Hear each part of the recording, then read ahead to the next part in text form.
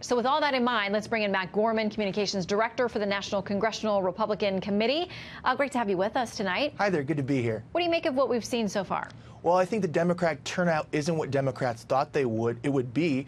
But let's be honest, Democrats didn't just break glass, they threw a flaming couch out the window. They spent $7 million just to get a single Democrat through to the general election, and tonight, there's no guarantee that's going to happen. Well, okay, so let's talk about the governor's race in California. We've spent a lot of time on that one and how critical it is in the fall to getting GOP voters to show up at the polls in California for some of these other races. I read the analysis from the LA Times. Just about any paper you pick out there says, it's a fool's errand for Cox. He's running. If he does wind up in the primary or in the general election with the lieutenant governor, he has no chance of winning. Well, I think certainly John Cox can be competitive. I'm not an expert in governor's races, but we're also monitoring the gas tax repeal, which will be on the ballot. That's going to be a huge motivator down in Orange County. I was just out there. Gas is approaching $5 a gallon. I don't see Democrats marching in the streets to defend that. And so actually there's also a recall election in a state Senate district that overlaps with California's 39th district, the district of retiring Congressman Ed Royce.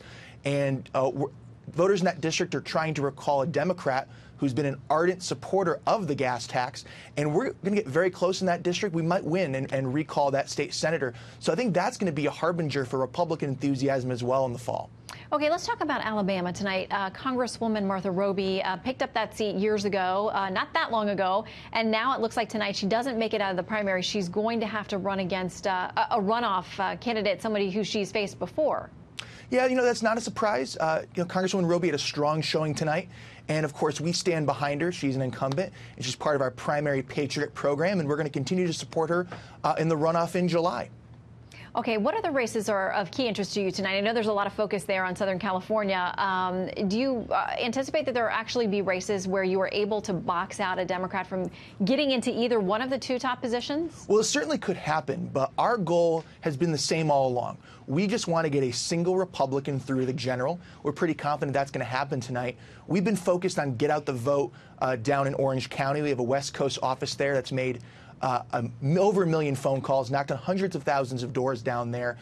We've also done targeted get out the vote ads on a number of digital platforms. So the name of the game for us is to ensure that Republican voters turn out. Also, up in the Central Valley, Jeff Denham, that seat, unexpected for Democrats, but there's a chance, a possibility that 2 Republicans get in there. Of course, we stand behind Congressman Denham. But, all across California, I think Democrats are coming up short. And I think that speaks to really the intra-party civil war going across the Democratic Party at the moment. Well, and of course, the president has decided to weigh in on some key races with endorsements and tweets and those kinds of things.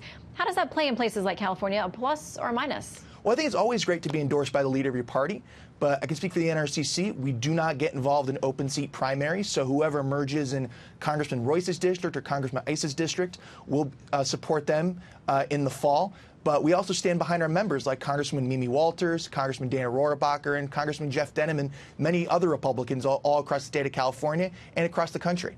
Well, we know given the amount of absentee ballots and the closeness of some of these races, it may be a little while before we know exactly what's going on out there. But Matt, thank you for joining us as we wade through the analysis and wait for those results. Thanks so much, Shannon.